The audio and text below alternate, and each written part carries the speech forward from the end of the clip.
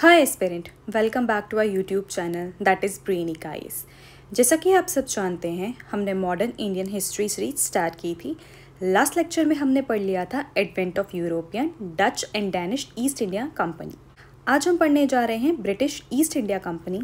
आइए जानते हैं ब्रिटिश ईस्ट इंडिया कंपनी की जर्नी इंडिया में, कैसे वो एक कंपनी बनकर आई और इवेंचुअली भारत का हुक्मरान बन बैठी।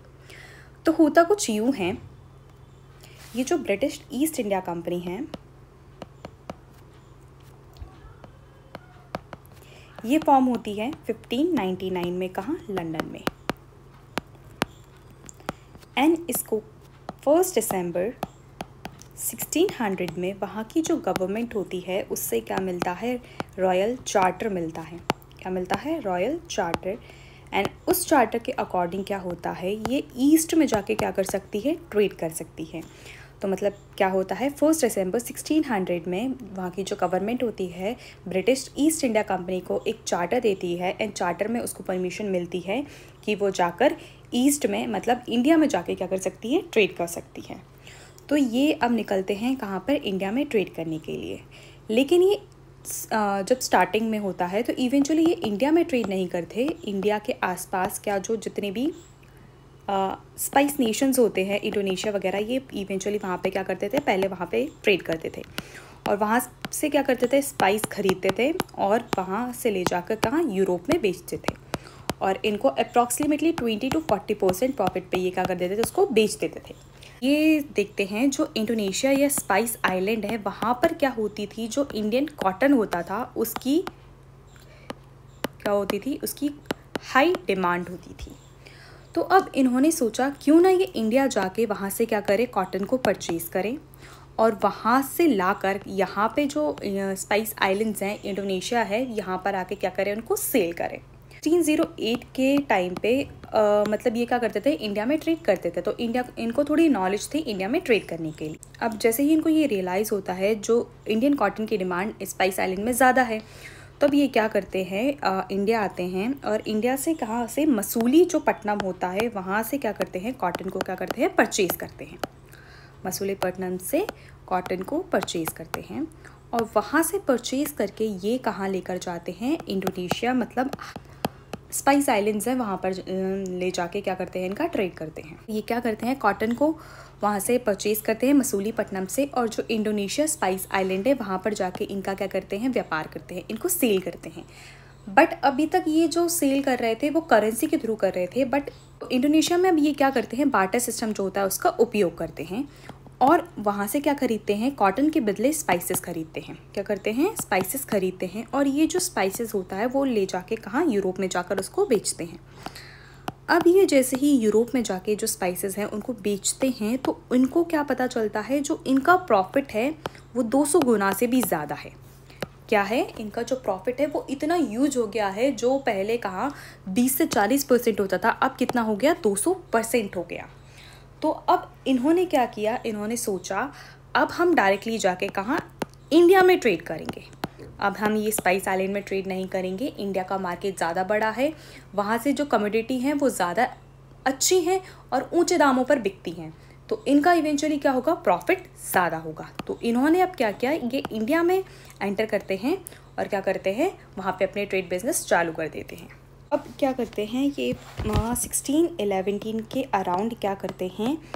इंडिया पे फोकस करते हैं। कहाँ पे? इंडिया में ट्रेड करने के लिए ये फोकस करते हैं। इससे पहले क्या हो चुका होता है? 1609 में जो ब्रिटिश गवर्नमेंट होती है वो भेजती है विलियम हॉकिंस को। विलियम हॉकिंस को क्यों भेजती है? कि वहाँ पर आप जाइए, वहाँ पे जो रूलर्स हैं उनसे परमिशन लीजिए ट्रेड करने के लिए। अब ये जो विलियम हॉकिंस है 1609 में आए थे, उस टाइम किसका रूल चल रहा था? मुग़ल रूल चल रहा था, और मुग़ल में भी किसका? जहांगीर का। तो क्या होता है? नेगोशिएशंस होते हैं वो अच्छे से नहीं बैठ पाते और जो जहांगीर होते हैं वो इनको परमिशन नहीं देते हैं ट्रेड करने के लिए। फिर क्या होता है? 1613 में फिर जो गवर्नमेंट होती है वो एक और पर्सन को भेजती है जिनका नाम होता है टॉमस रो। ये क्या करते हैं? ये जहांगीर से कहाँ मिलते हैं? सूरत में। और जिनके निगोशिएशंस हैं, डील है, वो क्या होती है? एक्सेप्ट कर ली जाती है और जहांगीर इनको क्या दे देते हैं, रॉयल फरमान दे देते हैं कि अब आप क्या कर सकते हैं, जो मुग़ल टेरिटरी है ना, उसमें आप क्या कर सकते हैं, आप अपना ट्रेड कर सकते हैं, जहाँ जहाँ मुग़ल टेरिटरी है वहाँ पे आप अपना ट्रेड कर सकते हैं। अब ये क्या करते हैं कि कुछ जगह अपनी फैक्ट्री सेटअप करते हैं। अब आज की जैसी फैक्ट्री होती है वैसी फैक्ट्री तो नहीं होती थी। इसमें क्या होता था, 2 पार्ट्स होते थे। एक में क्या रखते थे, जहाँ पे ये अपना प्रोडक्ट रखते थे, और एक में इनका क्या होता था, ऑफिस होता था। और ऑफिस में अब ये क्या करते थे, ऑफिस में अपना डॉक्यूमेंटेशन मेंटेन करके रखते थे कि हमने कितना ट्रेड किया, हमने कितना प्रोडक्ट ख़रीदा। एक तरीके से पूरा लेखा जोखा रहता था, जो कि इनको बड़ा हेल्प करता था ये पता करने में कि हमने कितना ट्रेड किया, हमने कितना प्रॉफिट किया। एक तरीके से पूरा इनका जो लेखा जोखा इस ऑफिस में होता था। और इसी ऑफिस के आसपास क्या रेसिडेंशियल बस्तियाँ होती थी इन लोगों की रहने के लिए। अब आते हैं 1623 तक आते आते क्या होता है, जो ब्रिटिश होता है कहाँ पे अपना मेजर बिजनेस ट्रेड बना लेते हैं। कहाँ पे, पहले तो आगरा, देन सूरत, फिर वहाँ से बड़ौच, एंड देन अहमदाबाद। ये इनके क्या हो जाते हैं, कुछ इंपॉर्टेंट ट्रेड सेंटर्स हो जाते हैं। और यहाँ पे क्या करते हैं, अपना बिजनेस चलाते हैं यहाँ से। अब इसके साथ साथ क्या होता है, ये अपना बिजनेस और एक्सपेंड करते हैं। 1623 तक तो ये क्या, पटना, बालासोर, हुगली,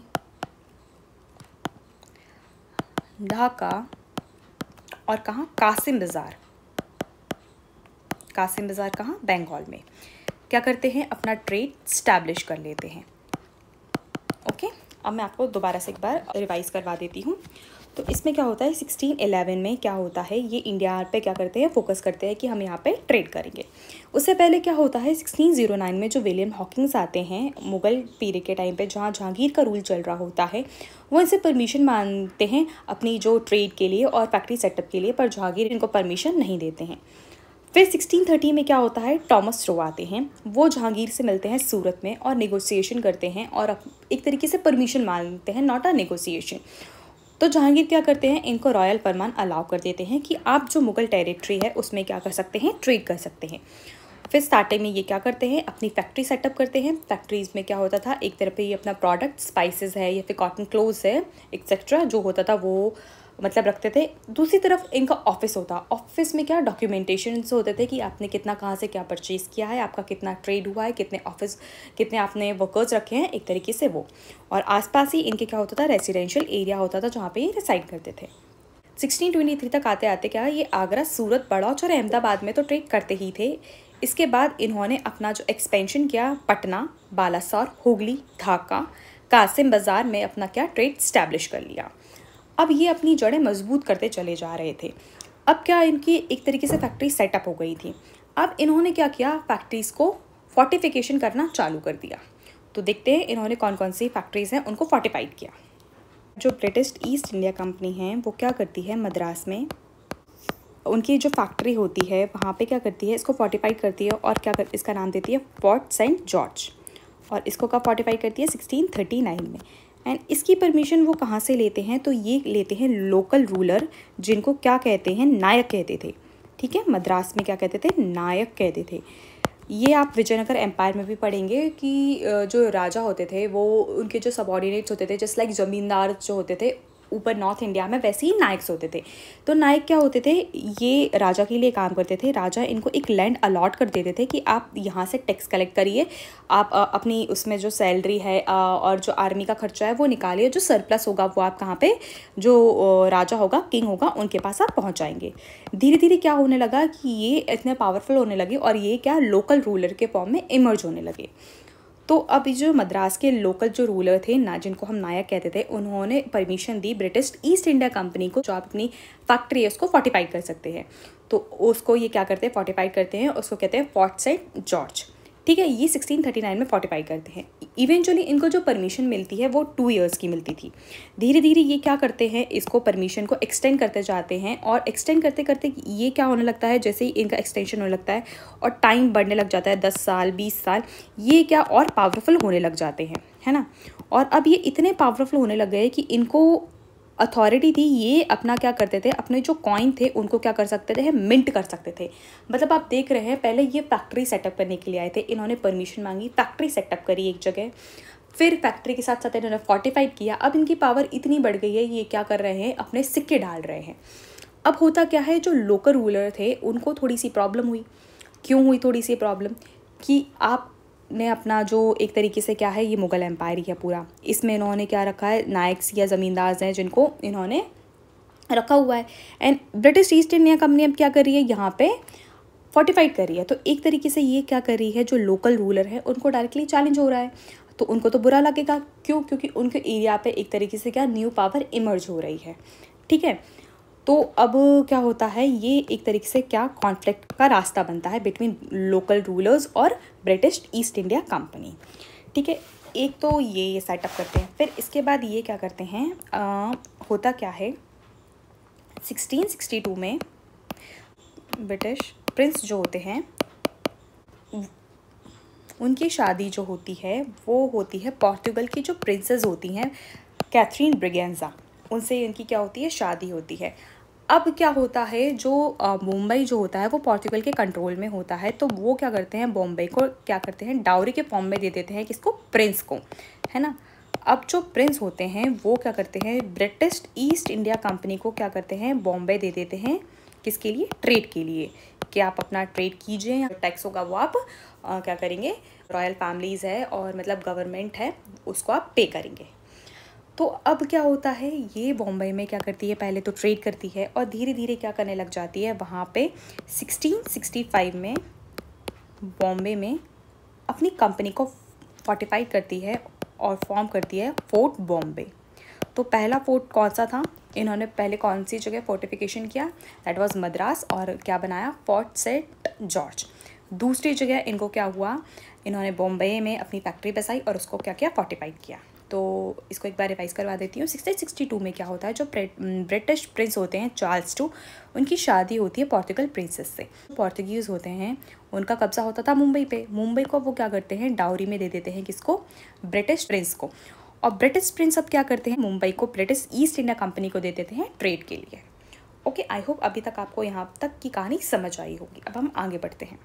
क्या होता है, 1696 आते आते इनको परमिशन मिलती है, जो सुल्तानाती है बंगाल में, वहाँ पे आप क्या कर सकते हैं, ट्रेड कर सकते हैं।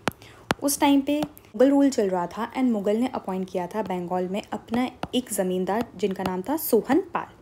वो क्या करते थे, बंगाल से टैक्स कलेक्ट करते थे और रॉयल ट्रेजरी तक पहुँचाते थे। लेकिन अब क्या होता है, 1698 में ये क्या करते हैं, जो मुग़ल रूलर्स होते हैं उनके अगेंस्ट रिवोल्ट कर देते हैं, पर मुग़ल जो होते हैं सक्सेसफुली ये रिवोल्ट दबा देते हैं। अब मुगल्स के आगे समस्या खड़ी क्या होती है, कि ये जो बंगाल है वहाँ से अब टैक्स कौन कलेक्ट करेगा। अब ये जो ब्रिटिशर्स होते हैं वो आते हैं मुगल्स के पास और बोलते हैं कि आप चाहें तो हम आपके लिए वहाँ से क्या कर सकते हैं, टैक्स कलेक्ट कर सकते हैं। तो मुग़ल अब क्या करते हैं, इनको परमिशन दे देते हैं, किसकी, टैक्स कलेक्ट करने के लिए इनको परमिशन मिल जाती है। अब ये बंगाल से टैक्स कलेक्ट करते हैं। अब टैक्स के साथ साथ अब क्या होता है, अगर आप एक जगह से टैक्स कलेक्ट कर रहे हैं तो आपको वहाँ की क्या बना के रखनी पड़ेगी, जो प्रशासनिक व्यवस्था है, एक तरीके से देखा जाए तो आपको वहाँ पे लॉ एंड ऑर्डर भी मेंटेन करके रखना पड़ेगा। तो अब वहाँ की ज़मींदारी राइट्स मिल जाती हैं। तो अब इनको सुल्तानाती, गोविंदपुरी और कालीकाता की क्या मिल जाती है, ज़मींदारी राइट्स मिल जाती है। एंड फिर वो फ्यूचर में क्या करते हैं, इनको सबको मिला के एक नया शहर बनाते हैं जिसका नाम होता है कोलकाता। जब इन्होंने टैक्स कलेक्ट करना स्टार्ट किया तो इन्होंने देखा कि ये जो टैक्स आ रहा है वो इतना ज़्यादा है कि अगर ये बिज़नेस में सालों साल भी लगे रहें तो इनका प्रॉफिट नहीं बन पाएगा। मतलब एक तरीके से देखा जाए टैक्स कलेक्ट करने में इनका ज़्यादा फ़ायदा हो। अब ये थी क्या, प्राइवेट एंटिटी, ये काम किसके लिए करती थी, प्रॉफिट के लिए। तो अब इसकी जो नज़रें हैं वो थोड़ी सी कुटिल होने लग गई। तो इन्होंने सोचा क्यों हम यहाँ बिज़नेस करें, हम यहाँ राज क्यों नहीं कर सकते। तो अब इनकी नज़र किस पे पड़ी, पॉलिटिक्स पे। अब इन्होंने क्या सोचा कि हम जो लोकल रूलर्स हैं उनके साथ हमारा जो कॉन्फ्लिक्ट चल रहा है उस कॉन्फ्लिक्ट को एंड करके उनके साथ डिप्लोमेसी बनाएं और क्या करें, अपना फ़ायदा निकलवाएं। तो धीरे धीरे इन्होंने जो लोकल रूलर्स थे उनके साथ डिप्लोमेटिक रिलेशंस बनाना चालू करा और एंटर करने लगा किसमें, भारत की पॉलिटिक्स में। अब होता क्या था, फॉर एग्जांपल मान लो कि दो लोकल रूलर्स हैं, इनमें कॉन्फ्लिक्ट चल रहा है। तो ये क्या करते थे, इनकी जो कॉन्फ्लिक्ट होता था उसमें ये फ़ायदा उठाते थे और धीरे धीरे क्या करते थे, इनको एलिमिनेट करते चले जाते थे और इनका जो एरिया था उसको कैप्चर करके क्या करते थे, अपनी पावर बढ़ाने लग गए। और धीरे धीरे काफ़ी सारा एरिया जब इनके किसमें अंडर में आ गया तो इवेंचुअली अब इन्होंने डायरेक्टली पॉलिटिक्स में एंटर करना चालू कर दिया और अब ये भारत पे क्या करना चाहते थे, राज करना चाहते थे। ये था ब्रिटिश ईस्ट इंडिया कंपनी। आइए अब हम समझते हैं फ्रेंच ईस्ट इंडिया कंपनी। अब जो फ्रेंच ईस्ट इंडिया कंपनी थी ये भी क्या थी, प्राइवेट कंपनी थी और इसको भी अपनी गवर्नमेंट से क्या मिली थी, परमिशन मिली थी कि आप वहाँ मतलब ईस्ट में जाके ट्रेड कर सकते थे। ये कब फॉर्म हुई थी, ये 1664 में फॉर्म हुई थी। और इवेंचुअली जब ये आए थे भारत में तो उन्होंने अपने ट्रेड सेंटर्स कहाँ बनाए, तो सूरत में, मसूलीपट्टनम,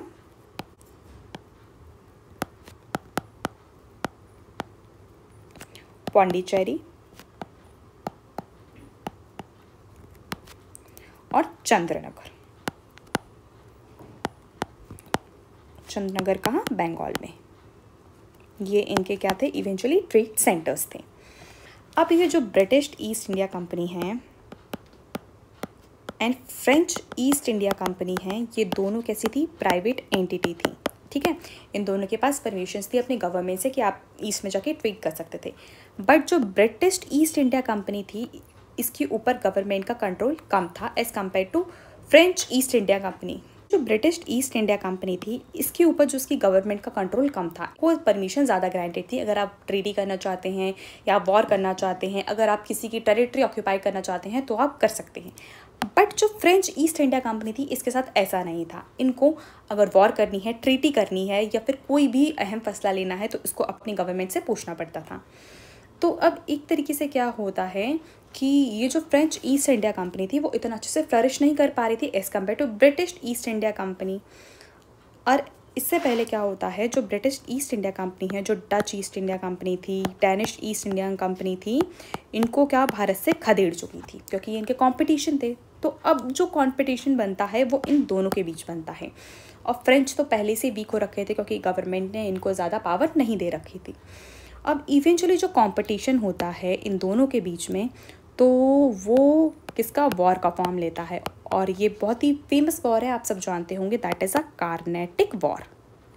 एंड कार्नेटिक वॉर में क्या होता है, ये लड़ते हैं कहाँ पे, इंडिया की धरती पे लड़ते हैं। लोकल रूलर जो होते हैं उनसे क्या हेल्प मांगते हैं एंड धीरे धीरे जो ब्रिटिश ईस्ट इंडिया कंपनी होती है वो फ्रेंच ईस्ट इंडिया कंपनी होती है उसको क्या करती है, भारत से खदेड़ देती है। साथ साथ जो लोकल रूलर्स हैं उनको भी धीरे धीरे एलिमिनेट करना स्टार्ट कर देती है और इवेंचुअली क्या बन जाती है, भारत की हुक्मरान बनने बैठ जाती है। और अब इसका एक ही मोटिव होता है, वो होता है भारत पे राज करना, ज़्यादा से ज़्यादा प्रॉफिट करके अपनी नेटिव कंट्री है, अपनी जो गवर्नमेंट है उस तक पहुँचाना। तो आज के लिए बस इतना ही। For more content follow Brainic IAS. Thank you.